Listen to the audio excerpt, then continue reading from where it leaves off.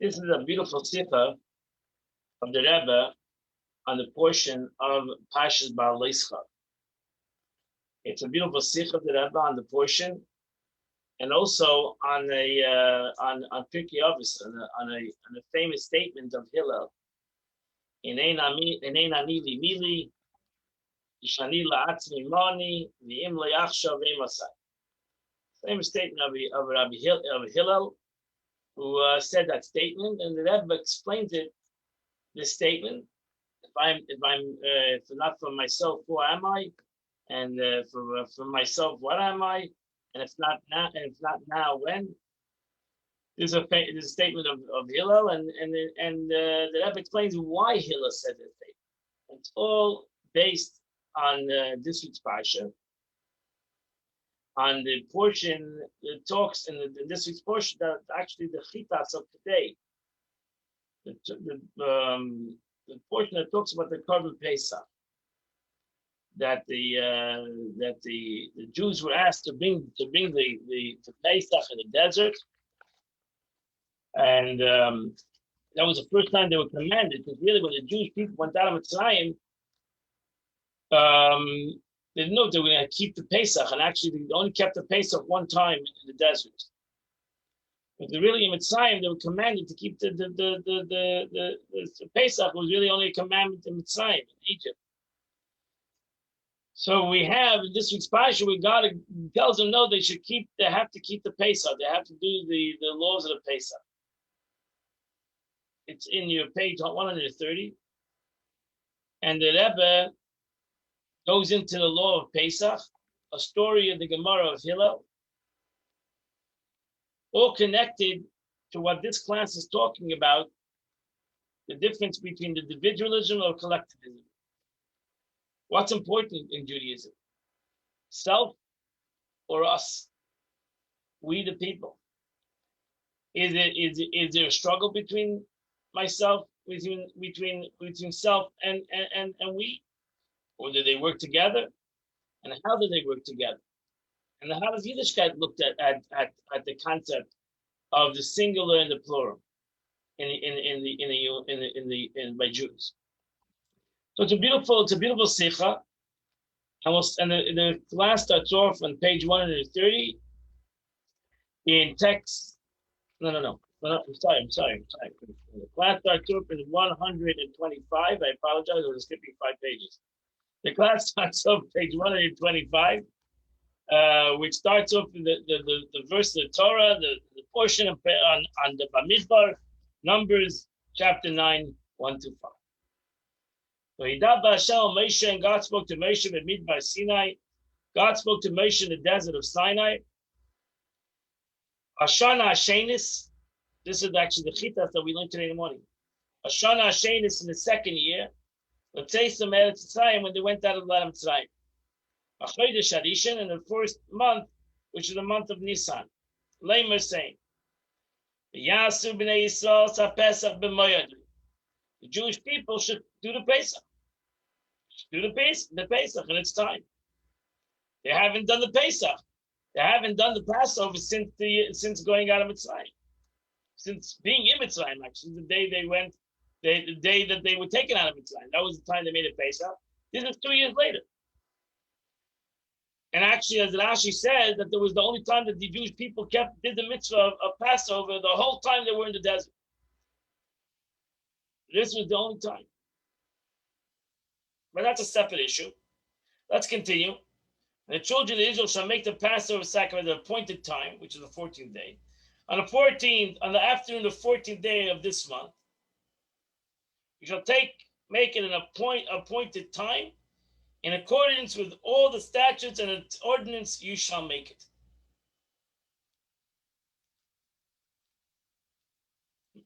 Yeah, that, Passover is the only holiday that actually starts not at night. So really, Passover is the 15th of the month.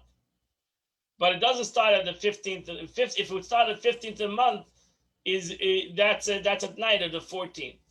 The day follows the night. So it will be actually the 14th at night.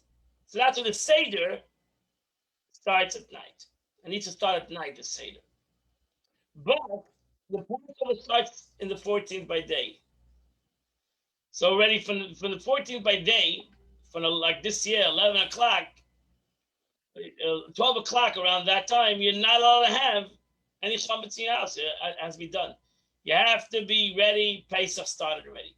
You're not leaving chametz. Everything has to be put away, has to be locked away. Now the beautiful thing of the tzipah is that the Passover this year is like the Passover that the Torah is talking about. This year, Erev Pesach was on Shabbos. Erev Pesach was on Shabbos. The first Seder was Saturday night. So the 14th by day, the 14th of the month was was Shabbos. That's why it was an interesting Seder. It was an interesting day, right? We had to burn the chametz on the 13th by day. It was Friday. And usually do it on the 14th, but he couldn't do it on Shabbos. So you had to do everything on Friday. And Shabbos, you have to eat quickly, eat in the morning, finish, we davened earlier, and we have to eat before 10, finish eating before 10 o'clock, at the exact times, and we couldn't burn the chametz. Then you gotta flush whatever, any kind of bread comes you had, you have to flush it down the toilet, and Pesach started on Shabbos, like 12 o'clock in midday. Pesach started. We wouldn't allow any chametz. Everything needs to be put away, and was put away on Friday already. So Pesach started on Friday, on Shabbos. Why? Why does Pesach start on the 14th? Because that's when you bring the carbon Pesach. This is very unusual that Pesach falls on a Sunday. It doesn't happen. I don't know when the last time, maybe 10 or 15 years ago. It happens every 15, 20 years that Pesach falls out on Shabbos. On Sunday, on a Sunday. So at a Pesach, the 14th is on Shabbos. Unusual situation. Doesn't happen always, every year. So it actually happened on that year. On the second year of the month, it says it happened exactly like this year. Pesach was on a Sunday. The 15th was on a Sunday. And Shabbos was the 14th. I'll tell you how we know that, because there is a Rashi. The Rashi tells us that. So Moses, we go back to the pasuk. Moses spoke to the children of Israel and instructed them to make the Passover sacrifice.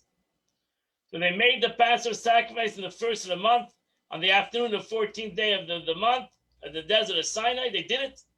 They brought the carbon Pesach on Shabbos, on the 14th. I'm telling you it's Shabbos. You'll soon see how I know it's Shabbos. And according to all the God had commanded Moses, so did the children of Israel.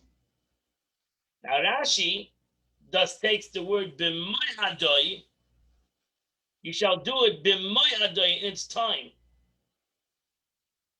That's the second verse.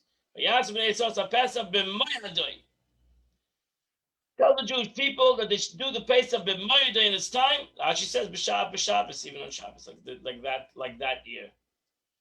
That year was on Shabbos. So God says, even though it's a carbon Pesach,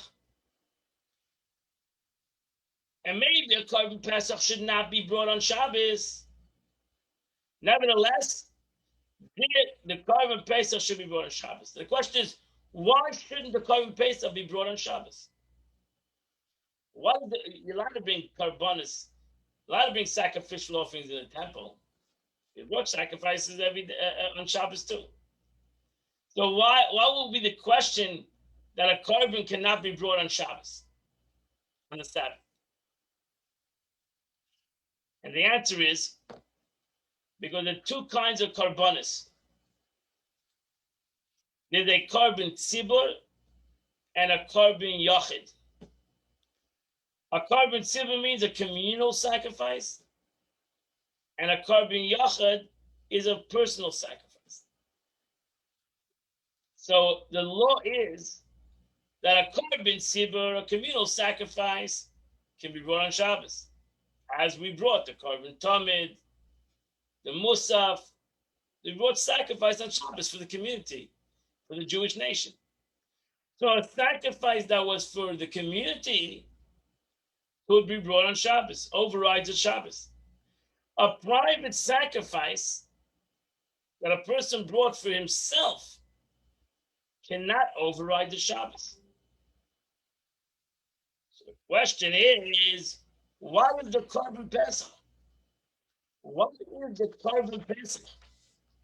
Is the Korban Pesach a private sacrifice? Or is the Korban Pesach a community sacrifice? It's a problem. It's a question. That's a question. What is the Korban Pesach? What is the meaning of the Korban? What is the purpose of the Korban Pesach? Is it a community sacrifice or it's a private sacrifice? So here the Gemara, next text 2 is a Gemara Psachim. And over here the Gemara tells us the famous story of Hillel. Actually, it's the first story that Hillel is introduced to us. Hillel lived in Bavel. Hillel lived in Bavel for the first 40 years of his life. He came to Eretz Yisrael, he was a pauper. He didn't have a penny to his name. As we know the story, the Mabish lived on chopping wood. He made Mabish pennies. The whole story, how he was on top of the skyline listening to the learning of Torah. Hillel became famous. Nobody realized who this Hillel was. Nobody knew who the Hillel was. Till a story happened in the Beis Hamikdash. A story that happened on Shabbos, Erev Pesach. And this is the story. Text number 2. 1 year on the 14th day of Nisan fell on Shabbos, like this year. They asked Hillel, the elder. Hillel was one of the rabbis there. Does the Passover sacrifice override? They didn't know what to do. The Jewish people, they just came back from Bavel. They didn't know exactly what to do. Didn't happen, as I said, it didn't happen usual. Now they're all sitting in the Beis Hamikdash. It's Shabbos. What do? You bring the sacrifice, don't bring the sacrifice. They turned to him. He said, if there is only one Passover in the year that overrides the Sabbath, there are, in fact, more than 300 Passovers in the year that override the Sabbath. Didn't understand what he's talking about. Everyone in the temple gathered around him and protested. What are you talking about? So, what are you talking about? Is a Passover every day? What do you mean? What is his statement? What is the meaning of the statement? He said, relax. He said the daily Tamid sacrifice is a communal offering. My meaning is that the sacrifice of Passover is like a communal offering of the Tamid. Tamid was brought every morning and every afternoon. That was the first sacrifice that was brought in the morning. They called it Tamid. Tamid shel Shachris, the morning continual sacrifice. It was brought every day. That's what it's called Tamid, continuously, every single day. And it was brought in the evening every single day. So that was the first sacrifice in the morning and the last sacrifice in the afternoon. That was a communal sacrifice. That was actually was collected from the Machzah shekel that every Jew gave once a year. They would take the Machzah shekel, all those Machzah shekels, every person gave exactly a half a shekel, and they would buy the Talmud from that money, so that every single Jew would have an equal part in the Korban Talmud. Not one would have more than the other. So that was a true communal sacrifice. So Hillel said, and what I meant was, just like the Korban Talmud is a communal sacrifice, so too the Passover is a communal sacrifice. So he said, relax. He said, the daily Talmud sacrifice is a communal offering and it overrides the Shabbos. Likewise, the Passover sacrifice is a communal offering and it overrides the Shabbos. Moreover, I was taught by my teachers explicitly the Passover sacrifice overrides the Shabbos. So Hillel became the hero of the day and it became the Hillel that we all know. That was the day Hillel became the leader of the Jewish nation. And from then on, actually, for 14 generations, son after son after son became the leader of the Jewish nation. And that very day, they appointed Hillel as Nasi, and he taught the laws of the Paschal sacrifice. But the Jewish people were all in quandary. They didn't know. The rabbis over there didn't know what to do. And Hillel clarified the law. And Hillel told everybody the law. That's when Hillel, with this law about the Passover sacrifice, Hillel became the Hillel that we all know. And he ultimately led the Jews for another 40 years as a Nasi, died at 120 years old. And as I said, his children and his grandchildren and great grandchildren, each one became the Nasi of the generation. So, what was the question? Why would we say this? What is the sacrifice? What is the Passover that Hillel had to tell us that it's a communal sacrifice? What is the Passover sacrifice?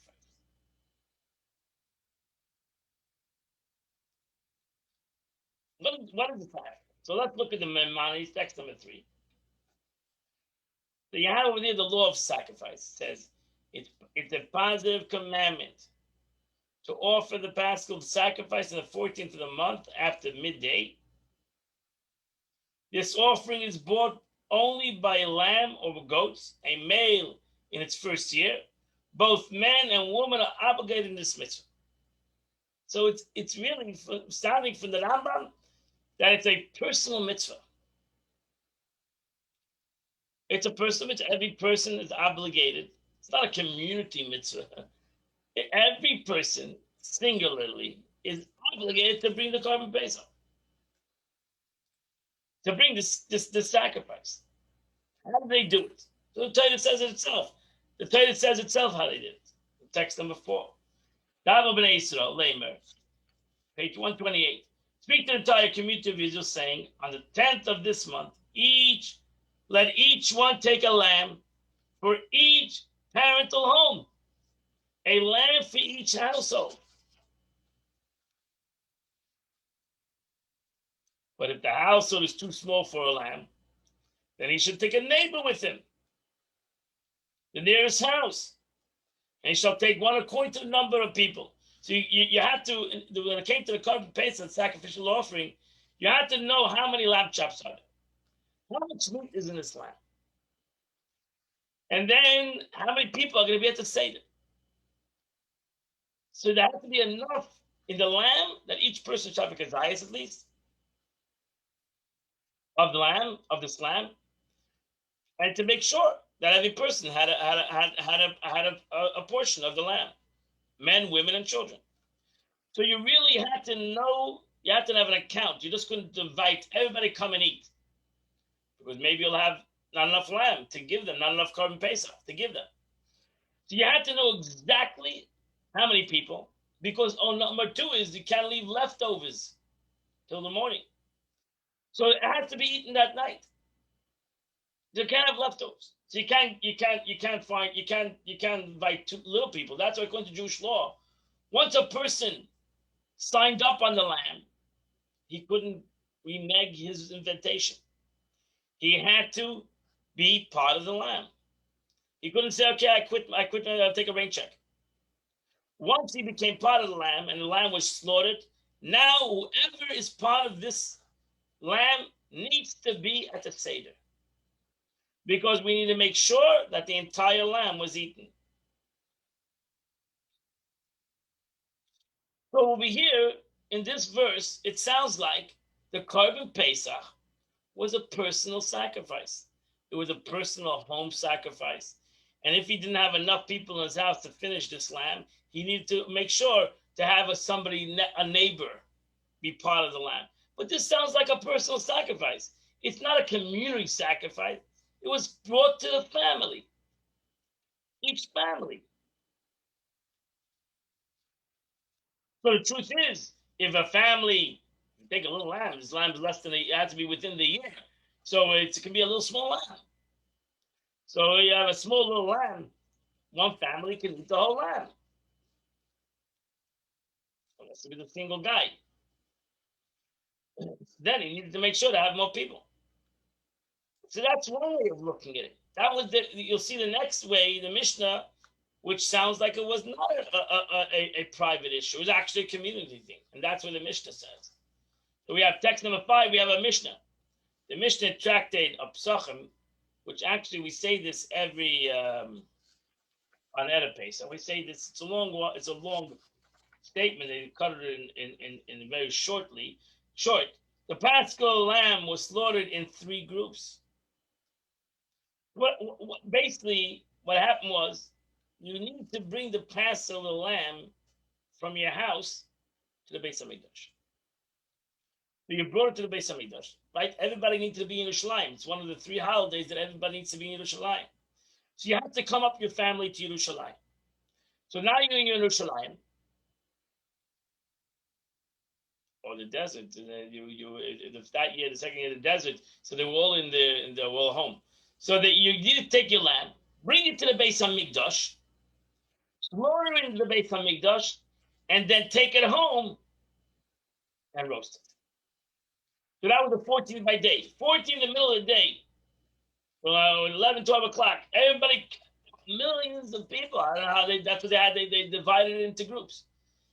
Came into the Beis Hamikdash, brought their sacrifice. It was slaughtered in the Beis Hamikdash. Then they took it home, put it in a bag. I don't know. Took it home and roasted it. And then at night they sat down to the Seder and they ate it. That's Mashiach comes. That's what we're going to do. We're all going to be in Yerushalayim. We're all going to go Erev Pesach up to the Beis Hamikdash, bring our lamb, shecht it in the Beis Hamikdash, take it home. But it was a big job. It was a big situation. So the Paschal lamb was slaughtered in 3 groups, as it stated. The whole assembly or congregation of Israel shall slaughter it in the afternoon. The first group of people sacrificed the offering, entered, and then the temple courtyard was filled. Then they closed the doors of the temple courtyard, and after the sacrifice was finished, the first group exited, and then the second group entered. After the sacrifice was finished, the second group left, and the third group entered. So now, that means the Korban Pesach, actually, that you ate in your house later, was first brought in the Beis Hamikdash as a community, as a group. Thousands upon thousands of people came up to the Temple Mount, the one big group, brought the sacrifice, then left. Let the next group come in. All brought their lambs, thousands upon thousands. Again, I can't imagine how this was done. Must have been some kind of system they had there to be able to basically bring all the sacrifices and get everybody in there and get everybody out of there so they can go home. And then they had to first started to roast the Korban Pesach. But don't forget, they brought a Korban Pesach and a Korban Chagiga. They brought 2 sacrifices. They brought the Korban Pesach that night. They brought the Korban Pesach they're going to take home, and they brought another sacrifice that they left in the Beis Hamikdash to the Kohen burnt. So it was a busy, busy day in the Beis Hamikdash on the 14th by day.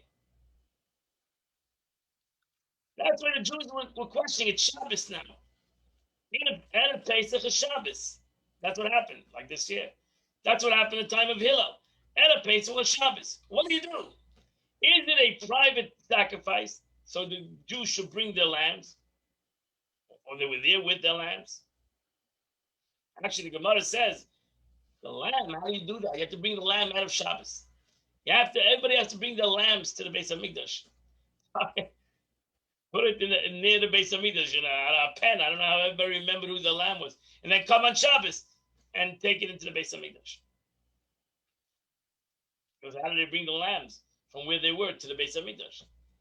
No Erev. Couldn't walk the lamb to the Beis Hamikdash. They had to be there. They had to be there before Shabbos.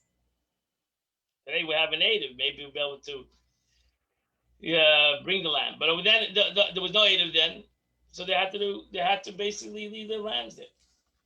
So Hillel saved the day.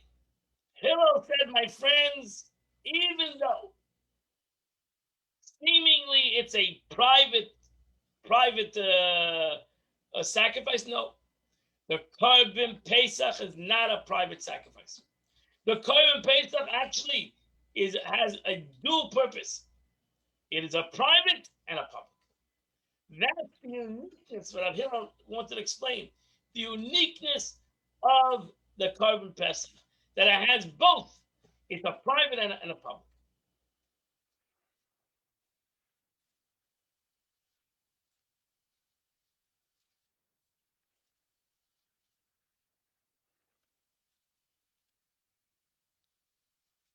But then those that argue on this aspect, and we can go backwards and forwards on this concept. What is it? A private or a public? And that's why there was an argument till Hillel finalized the subject. And even if the Hillel finalized the subject, we can still argue because Hillel said it's both. It's a private and a public. So what is it? What is the more accentuated on the sacrifice, a private or a public? What is more important in the sacrifice, a private or a public?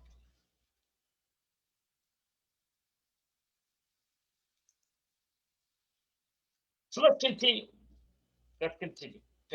Text number 6, page 130. Vayikra Moshe, here we have the pasuk says, Vayikra Moshe Chazik Israel. This was in the Egypt still. God says to Moshe Rabbeinu calls the elders of the Jews. And he tells them, take, draw from you and buy for yourself a sheep for your families, and slaughter the Passover sacrifice. And you shall take a bunch of hyssop and immerse it in the blood that is in the basin. And you extend it on the lintel, on the two doorposts, the blood that's in the basin, and you shall not go out any man from the entrance of his house until the morning. So in the original Passover, there was no Beis Hamikdash. The original Passover was a private issue. Nobody's going to argue with that. The original Passover was a private issue. There was no sacrifice. There was no Beis Hamikdash. So there was no communal sacrifice. It was a private issue. Everybody brought up their sacrifice. They shechted it. They slaughtered it. They sprinkled the blood on the doorposts, and they roasted the lamb, and they ate the seder. That's what was done. So it was totally a private issue, totally a personal issue. There's no question about it. We all agree to that concept. The question is what happens after. What happens after?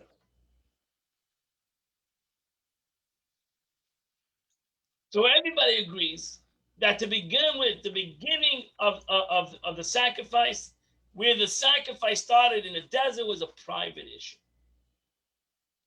And that's the uniqueness. Hillel's not going to argue that it is a private issue.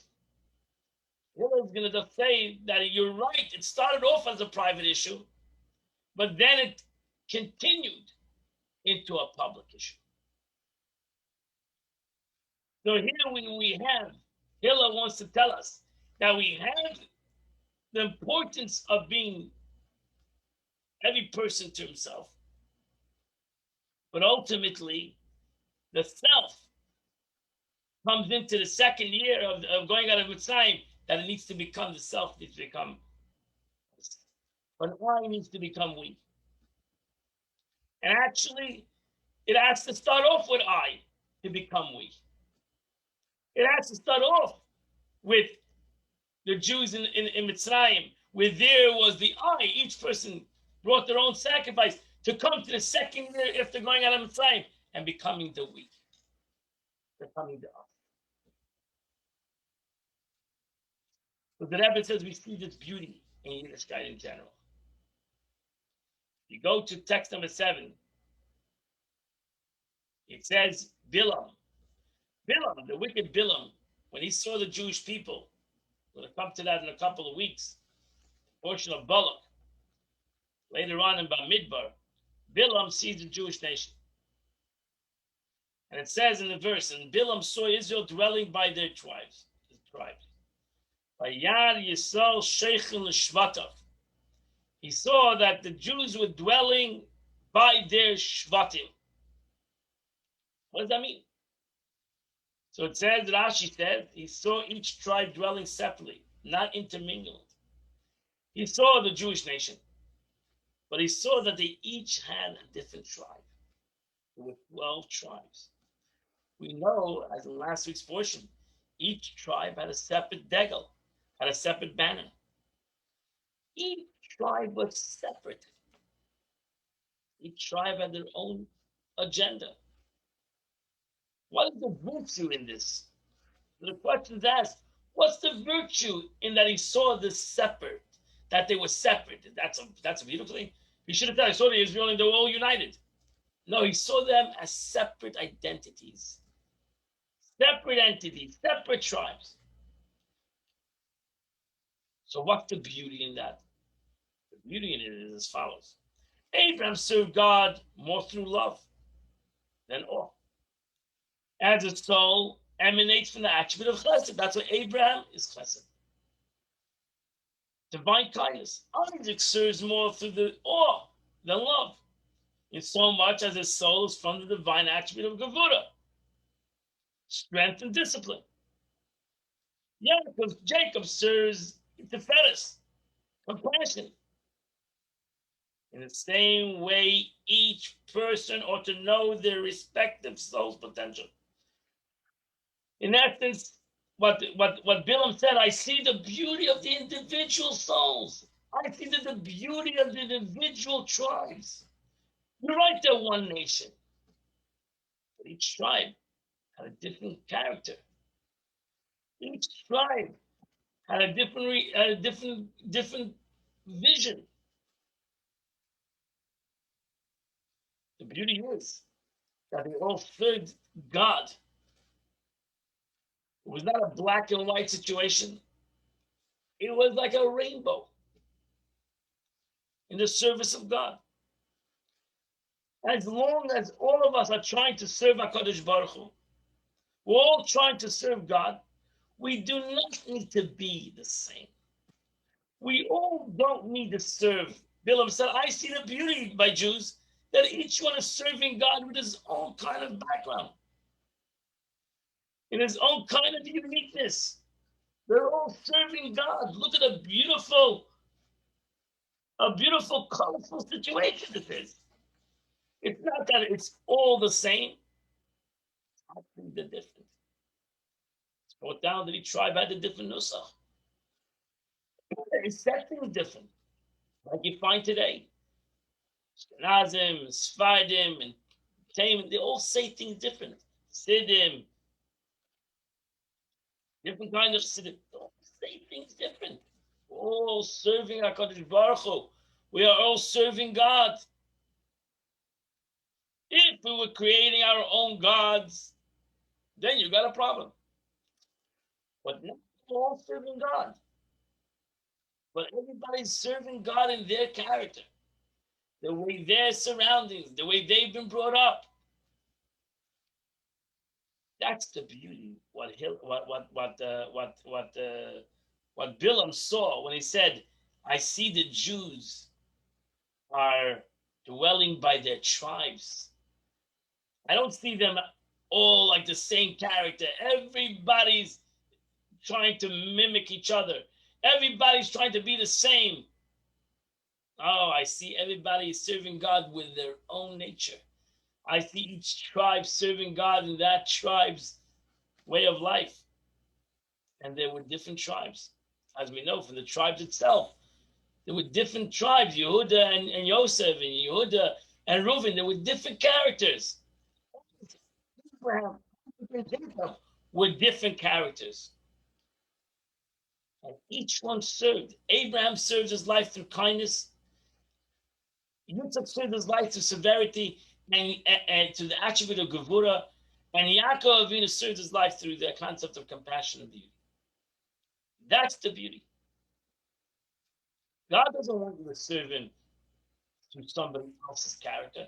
The Abba still wants each and every person to serve him through his character, through who he is, not somebody else. Don't be somebody else to serve me. Each person to know their respective soul's potential so they can serve God according to their potential, according to the divine attributes their soul is rooted. So it was with the tribes. Reuben's soul stemmed from the attribute of love and kindness, as did the soul of his tribe. They knew their primary service was love of God. Shimon's soul was rooted in the attribute of discipline, as well as the soul of his tribes. Awe of God was the dominant aspect of their service. Each tribe knew the path in the service of God. Now, the tribes are intermingled, and people simply adopt the ways of their neighbors. We don't know who we are. That's the problem. When we don't know who we are, we try to be somebody else. When somebody doesn't know who he is, he thinks he's somebody else.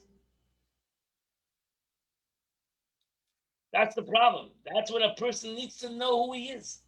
That's the first statement of Hillel. In Eina Nili Mili. Who am I? We need to be somebody who I am, not because of you or not because of you. Who am I? That I should even know you. I know myself because I'm not you. Who am I?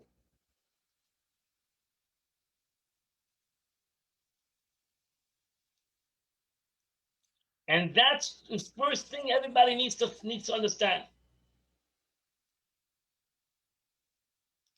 What each person needs to understand who he is.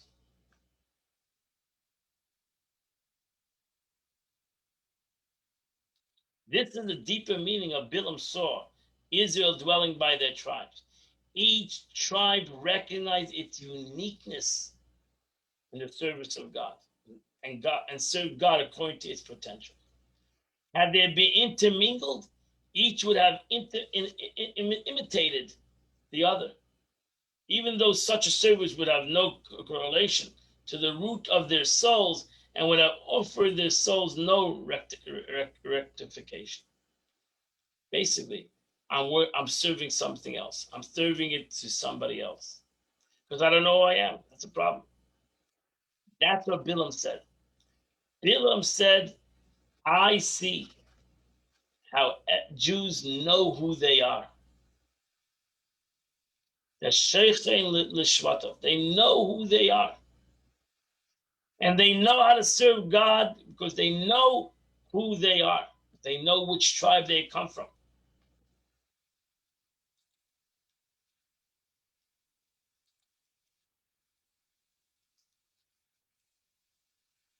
So the question is, when you ask when a person would ask me, who am I? Always the question. Who am I? And that's the first thing that we need to work on. Who am I?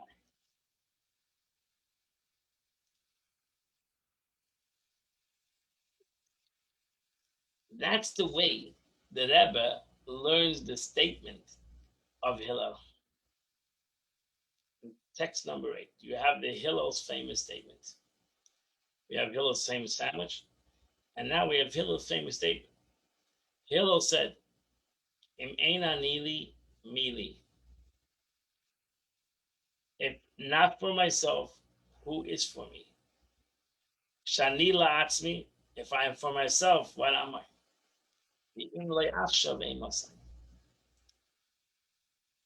Hillel was saying, you know who I am? You know what made me who I am? The story the story, the law that happened on Erev Pesach. They were arguing, is it a communal or is it a private? And what was my answer? My answer was, it's a private, but also communal. So that's what he said. You're right. It is a private.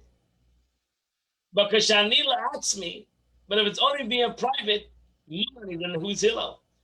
That's why he said it's not a private, it's a public. And that's made me who I am. If not for that time, they must say, when would that happen? Hillel taught us all that the importance is not only to be a singular individual, but actually by becoming part of the community, you actually reveal your singularity. You reveal the greatness who you really are. Just like Hillel himself, if not that he made and taught the Jewish nation that the Passover sacrifice was not a private only, it was also a community. That's what made him who he was, Hillel.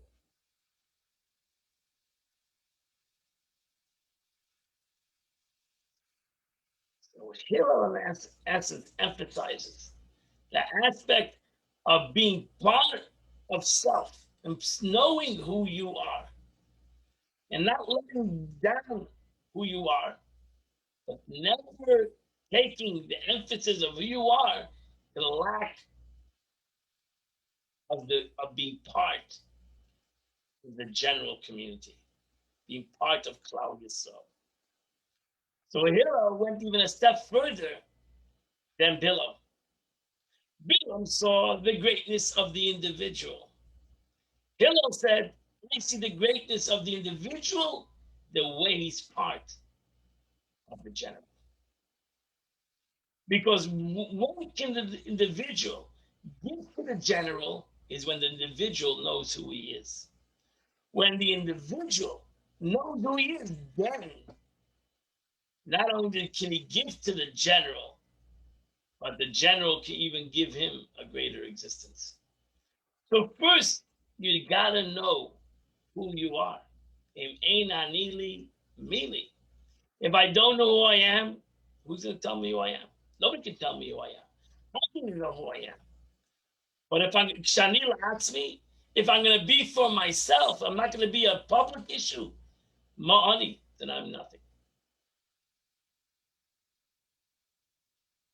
And to realize the Imlay Afshav, now is not the time to be able to bring about these two realities together, a Messiah. When is that time? And I learned it for myself. You can learn it from me.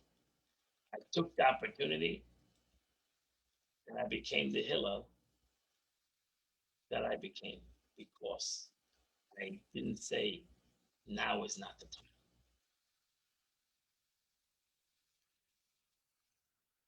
Hillel, we know, was an honor, was a great, humble individual. Hillel was a lover of peace, extremely humble individual. And and therefore, when he said the statement, he said it totally out of humility, not out of arrogance, but out of total humility. Let's see at the words of the Rebbe in text number 9, where the Rebbe expresses, if I am not for myself, who is for me? Means that essential, the Passover sacrifice is a personal one. Every individual must bring his own offering, purchased with his own money.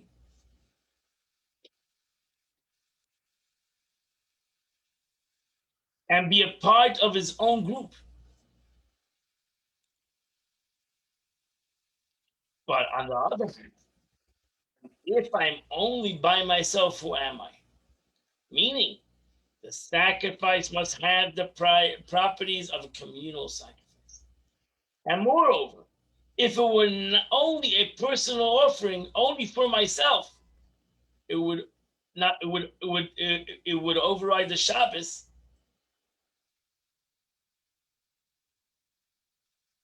and Hillel himself never would become the Nasi. If it wasn't, it would not override the Shabbos. I think that's a mistake. It would not override the Shabbos if it was a private one. It would not override the Shabbos, and Hillel would never become the Nasi.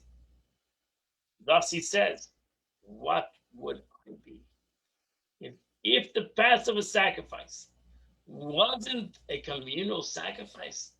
Hillel will never be the Hillel that he is." Based it all on that story, his whole becoming the leader of the Jewish nation, all because he translated and taught the Yidden that it's not a private sacrifice, it's a community sacrifice. Now we can ask, even if the Passover sacrifice is a communal affair, a communal sacrifice only overrides the Shabbos if it's one that cannot be brought on another day. If Hillel says, if not now, meaning Passover sacrifice can only be brought on the 14th of Nisan. So you cannot bring it tomorrow. You need to bring it today. Ain Anili Mili, the Passover sacrifice is a private. Shanilu asking me, but if it's only private, if it's not communal, money, then I'm nothing. And it's not only communal, but it needs to be done. It needs to be done. So the Rebbe took the story of the Gemara and he connected it to the statement of Hillel, which teaches us not only who Hillel was, but to each and every one of us, what's the meaning of being communal and being community. And the Rebbe goes a step further, and he brings it into a halacha. He brings it into a Jewish law. In text number 10. He says, Kol Tainus. Shame by Pesha Yisrael ain't a Tainus. A fast day that does not include the sinners of Israel is not an effective fast day. Halacha says, you don't invite everybody in the community. You only invite the righteous. And they have to make a community fast for whatever reason. With a psara by Yidden. And they needed to make a community fast day. They needed to call Jews together to fast. If they didn't invite everybody, the good and the bad and the ugly, it was not considered a fast. How can you imagine? They're fasting on a psara by Yidden. Why would they call the sinners? Why don't you blame it on the sinners? Why would you call the sinners? Because you cannot have a fast day for the start of Yidden if you're not going to have everybody together. If it's not going to be a community event.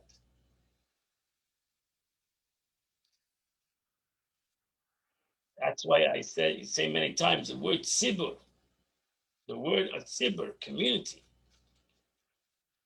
or a congregation. That's the word tzibur. Tzibur is a congregation. It stands for tzaddik, beinanim, and shoyim. Righteous people, middle people, and even wicked people. That's the beauty of a tzibur. The beauty of a community that we all be together. As an individual, you need to be, as the Gemara says, if you want to pray individually, make sure you're righteous. But if you want to pray with a community, even if you're wicked, you will be answered. Because God doesn't push away the prayer of a community. And even if there's wicked and righteous, they're together, God will respond to the wicked and the righteous as one.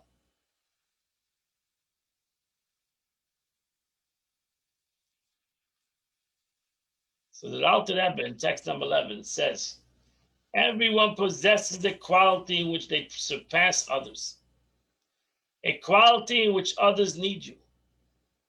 Using a body as an analogy, It is true that the feet are the lowest part and the head is the highest, most impressive. Nevertheless, in a certain sense, the feet have advantage that one cannot walk without them.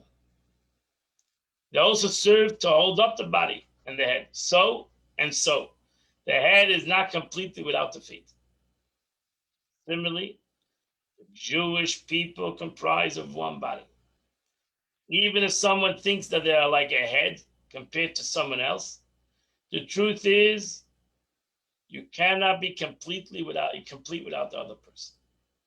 So even if you think you're a tzaddik, you're the head, you cannot, so you're handicapped if you're missing the foot. You're handicapped if you're missing the rasha. The person is in fact filling in something you are lacking. With this mindset, one will feel humble before others and not try to identify who is the head and who is the foot. It's not important. The importance is we're part of one healthy body. This humility breeds unity, bringing down God's presence among us.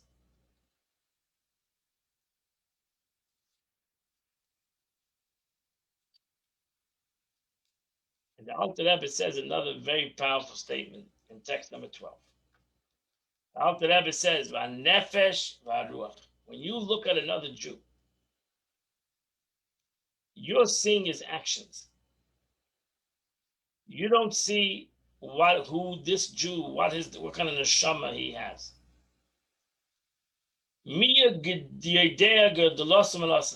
And the soul and the spirit, who can know their greatness and quality in their root and source of the living God? You don't know, and I don't know. Nobody knows the greatness of that Jew. Nobody knows what that Jew, God brought him down the world to accomplish that no other person can accomplish. So important is the individual to the community. That's where you see that the Alter Rebbe, Chassidus wanted everybody should look at an individual, how he's important to the whole. And you would not be able to live without that individual. Because that individual is important to the Klal Yisrael. What do I know what the soul of that individual is and what that soul came down to this world for? And therefore, we see this concept ultimately in redemption, the Rebbe says. On one hand, the prophet says, Hine maybe Eretz suffer, and behold, I bring them from the north country and gather them from the othermost ends of the earth. The blind and the lame among them, the pregnant and the birthing woman, all together, a great company shall they return there. Here we see the redemption as a community. God will take all of us together, gather us all in as one. And then the prophet Isaiah says, I shall come to pass on that day that God shall gather from the floods of the river to the streams of Israel, and shall gather one by one. O children, will gather you one by one. Each individual is important. Each individual is important, and each individual is important.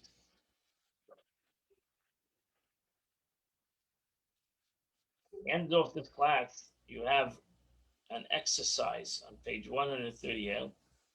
Imagine holding a deck of cards. On each one is written one description of you. Born in 1974, if anybody over here is 1974. Wears white sneakers. Lives in a 3-bedroom, single-story house. Likes to cook. Jew, spontaneous, intelligent, and inquisitive. likes to hike, confident. You're a woman, marketing consultant. Which of the above speaks about you to your core?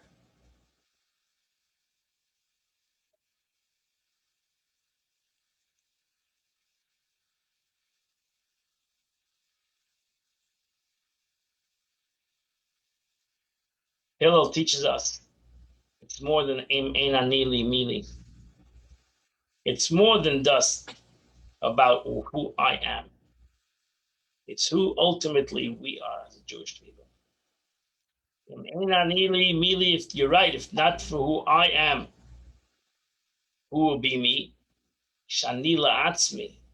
But if my whole core is who simply who I am, it's not about who we are as a nation. Who we are going as a nation, then ma'ani, then my what I am is nothing. So this is not the Rebbe, but he brings out at the end of this course a statement of Rabbi Sachs. If you have any questions, you understand it. You'll understand it from the statement of Rabbi Sachs.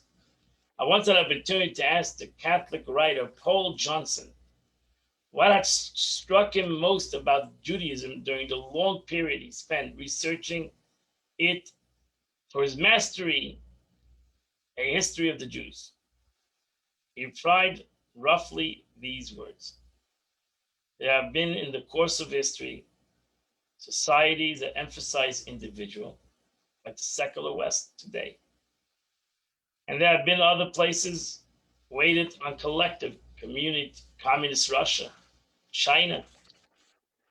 Judaism, he continued, was the most successful example he knew that managed to delicate balance between both, giving equal weight to the individual and the collective responsibility. Judaism was a religion of strong individuals and strong communities. This, he said, was a very rare difficult and constituted one of the greatest achievements. It was a wise and subtle observation. Without knowing it, he had affected paraphrase Hillel's statement: if I am not for myself, who will it be? Individual responsibility. But if not for myself, but if I only for myself, what am I? Collective responsibility. Yiddishkeit teaches us how to have the individual responsibility and the collective responsibility, and how both of them actually enhance one another. My individual responsibility is connected to my collective responsibility, and my collective responsibility as a Jew, being part of the Jewish nation, actually enhances my individual purpose as a Jew in this world. They both work in unison. That's the beauty of what the Rebbe wanted to bring out from this class, that we learn from the Korban Pesach. The Korban Pesach, according to Hillel, that's the halacha, that's Jewish law, was a individual mitzvah. It was a personal sacrifice, and at the same time, it was a community sacrifice. They work both together, and it's the only sacrifice that you have these two concepts in Torah law. That it's an individual. Paschal sacrifice is individual for the family, but at the same time, it was brought together as a community event. So that's what the Passover sacrifice teaches us. So in essence, the Passover sacrifice teaches us what Hillel teaches us. If I'm for myself, if I'm not for myself, what am I? The individual. But if I'm for myself, what am I? And if not, I'm not going to do it now to bring together, even though it's delicate, to bring together the purpose of the individual and the purpose of the community. Amosai, when will I be able to accomplish that? And I believe that every shul and every community in the Jewish world, tries to accomplish these two aspects, to be able to be a community and never lose the individual, the purpose of the individual. We're not here to suck up people that they forget who they are, that they're part of the community. No. The beauty of the individual needs to be accentuated, and the person should never lose who he is and what he can bring to the table. That's what happens sometimes when people get involved in community. They don't bring anything to the table because they think they cannot bring anything to the table to this community, and that's not true. Every individual can bring a lot to a community, and by bringing your individual talents to a community, not only do you enhance the community, but you ultimately enhance yourself. And that's the teaching of Hillel. That's why it's in Pirkei Avos. The teaching of Hillel is teaching you a lesson. Be yourself, but bring it to the community, enhance the community. Because if not, then if you just care about yourself, then that's not Yiddishkeit. Then it's really nothing. Then you have lost an opportunity. That's the Sikha, the beautiful Sikha of the Rebbe. And I hope I explained it correctly. And I hope you understood it. Any questions from the big crowd that we have? Wonderful.